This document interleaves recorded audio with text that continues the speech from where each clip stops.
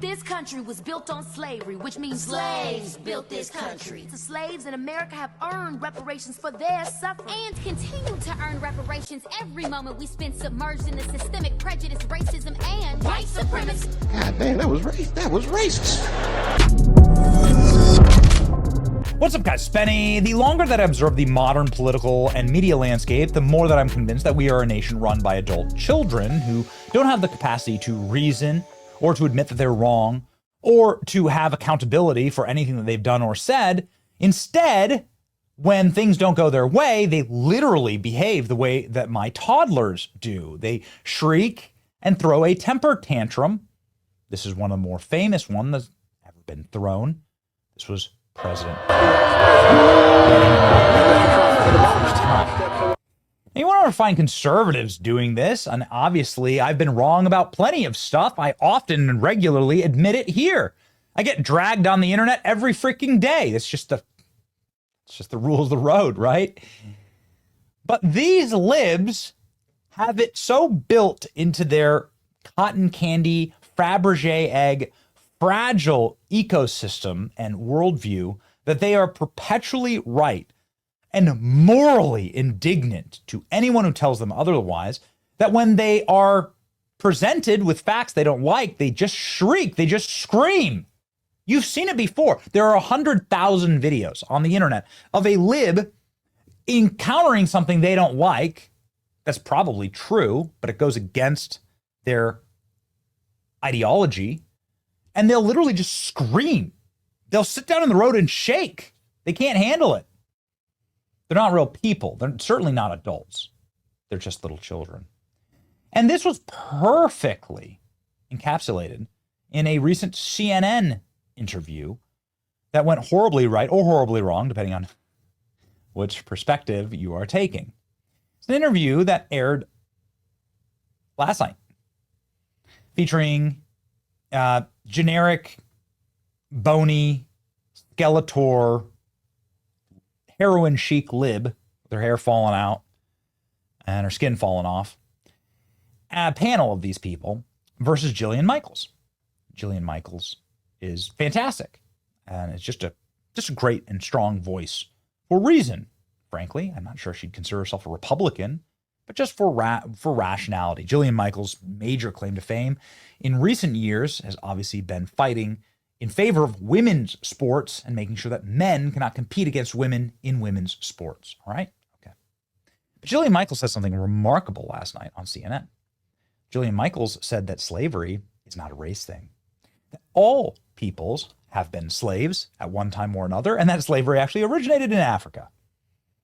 And for thousands and thousands of years, before any white people had slaves, or at least in the way that we understand it in a modern sense, that slave was a racial thing, that black people had slaves, and the whole of Africa originated slavery and exported it actually to America, wherein very quickly America and the British Empire outlawed slavery and fought wars to end it.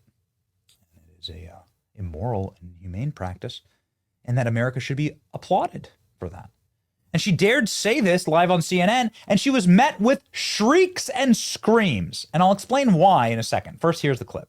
And he's effectively now has some random person deciding what is appropriate for the Smithsonian to teach in terms of American history, things that don't offend parts of the MAGA base, right? So we're now literally reviewing parts of American history and parts of American culture to make sure it comports with dear leader and what the MAGA Can we address wants. some of those things that are in there? Because have you looked at some of the things that are being reviewed? Slavery was a bad thing that was to talk about. Okay. Like, he's not whitewashing slavery. So he's not? He's not. No, okay. He's not. And you cannot tie imperialism and racism and slavery to just one race, which is pretty much what every single exhibit does. But let's talk about the fact that when you look at slavery, let's talk about the fact that slavery in America was. Do you realize that only less than 2% of white Americans owned slaves? But it was a system of white supremacy. You realize that slavery is thousands of years old? White people were Do you know the slave who owners. was the first race to try to end slavery? Well, what's controversial? I'm very surprised. This is an extraordinary exercise in historical revisionism. I'm really surprised. Do you realize that? Jillian, I'm surprised that you're trying to litigate who was the beneficiary of slavery and who was not. What I'm trying. Well, for thousands and thousands of years, it was Africans who were the beneficiary of slavery. Who do you think sold the slaves? I know this must be an uncomfortable question for many people to ask, but let's ask it, shall we? Let's go. Here's the AI response to how long has slavery existed in Africa? Slavery existed in Africa for over 5,000 years. The earliest documented evidence appearing in ancient civilizations 3,000 years before Christ, where captives were from wars and labor and domestic service and other forms of servitude. While forms of coerced labor were likely predated even written records in various African societies, historical accounts confirm its presence across the continent in diverse systems, including debt bondage, chattel slavery, and military enslavement. These practices evolved through internal African dynamics, external trades, and later intensification. Now, the external trades, as you will find out from any historical record, was done by African tribes.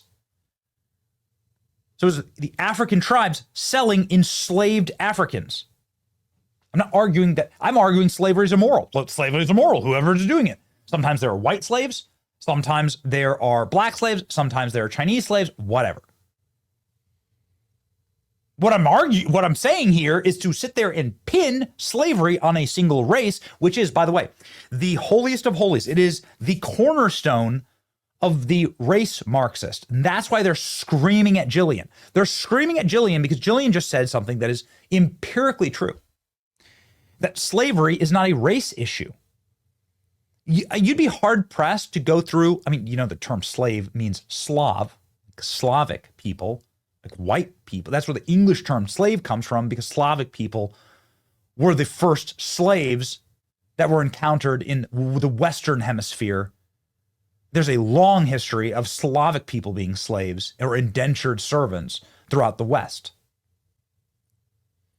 That's like the epistemology of the actual word itself tells you that virtually every race has been a slave of some other race at some time or another. There's so many historic records of this, it's too numerous to count. If you're somebody who's religious, you should go read the Bible, and there's so many accounts of slavery throughout the entire Bible and the scriptures. It's hard to really enumerate all of them. But that's what this says. It says that the abolition of slavery came first from England and then from America. So actually, if there's anyone who deserves to have, and here's the timeline of slavery in Africa, in case you wish to argue with any of these points, the vast majority of the timeline of slavery rooted in Africa that traces back millennia are well before the existence of America. Well before the existence of the Western discoveries of the Americas. In case you're sitting there trying to blame white people or America on slavery. The other thing that I think is particularly shocking about all of this is that slavery exists in Africa today. There's an estimated 7 million African slaves on the continent of Africa today. Weird how you never hear that. That's never part of the conversation. So Jillian is 100% right here, and the race Marxists who have to have the low IQ, smooth-brained population of this country assume that only white people ever held slaves, that it was only ever a race thing. It wasn't. And that it all originated in America because of our evils. It didn't. It originated in Africa. It was actually exported. The practice was exported to America from Africa. It's bad. I'm arguing against it. And I'm saying that America and England should actually be held up as the pinnacle of ending slavery, the best nations to ever do it. But of course they're not, because, well, power. You can see it here in you can see it here in the expression. Huh? Isn't that perfect? They need power. They need people to be splintered and to assume that America's evil, and the only way to right that evil is to give Democrats power. All over lies like this. And this is why it's so important to tell the truth about American history. which is that America, the truth about American history is that America, more than any nation on earth, I think, yes, for sure, more than any nation on earth, gave up and sacrificed more than any nation on earth to end slavery, not the other way around. America did a penance for slavery and ended it in a way that caused more bloodshed and more pain and more sacrifice and visited more horrors upon the peoples of this land than any other nation on earth. And America is to forever be commended for the sacrifices we made to end slavery. But there are many people who wish to keep it alive today, like here on the CNN panel. In the context of American history, in the context of American history, what are you saying is incorrect by saying that it was white people oppressing black people? Every single thing is like, oh, no, this is all because white people bad. And that's just not the truth. Like, for example, every single exhibit, I have a list of every single one. Like, people migrated from Cuba because white people bad. Not because of Castro. Yes, no, it's in there. That's what I'm saying. You don't actually know what's in there. Do you know that when you walk in the front door, the first thing you see is the gay flag? Jillian, you have a lot of stuff in front of you. Yeah, I do, what because exactly I don't, because here's the thing. Are you talking about? Okay, I'll give you an example. Yeah, please. There's one called Change Your Game, right? This has been an installation there. Is gender testing fair in sports? Does that, and then it goes on to talk about how it's complex to do gender testing in sports. It's not complex. It's basic science. That's untrue. It's XX chromosome, XY chromosome. That's sports. Is it fair to have biological men competing against biological women in sports? No. But why is this in the Smithsonian? So it's been completely captured. First of all, I don't. And it's totally partisan. First of all, we don't have time to litigate all of this. Of course we don't, because then you're going to lose the argument. And everything is racialized, just like you're trying to do to me now. Excuse me. It's like, I can't believe you're trying to suggest, that slavery just to is be a good clear, thing. you brought up race. No, this was a conversation about the arts, and you brought up race. It isn't. You brought up. But the whole point of this is that the issue you brought up slavery, and you brought up the question of whether. You brought up the question of whether or not slavery in the United States is about race. The answer is yes. I did not say in the United States No, don't straw man my argument, because that's not what I said. So what are you brought talking up about? Slavery. And what I was talking about is that this isn't really about that. When you make every single exhibit about white imperialism when it isn't relevant at all, that is a problem. So when you're talking about Cubans leaving Cuba and you make it about white people bad, that's not accurate. Can I just say, that's my point. So Jillian Michaels went and followed that up by saying, okay, for anybody watching me on CNN, battling it out on Abby Phillips show, this is the Smithsonian exhibit that I was referencing. Trump's not trying to erase slavery by suggesting some of the installations here are inaccurate and biased. Notice how you missed the central fact that Cubans fled Castro's communist regime instead of framing this solely as a U.S. supportive dictators, a misleading oversimplification. What she points out is here effectively saying that the Latin American populations fleeing to America during the 1900s was somehow only because of America destabilizing their countries and white people bad, and not at all because of communism. CNN can't let Jillian Michaels talk because she's utterly destroying their narratives. Watch Jillian Michaels talk circles around Abby Phillips and Congressman Rishi Torres. Here it is.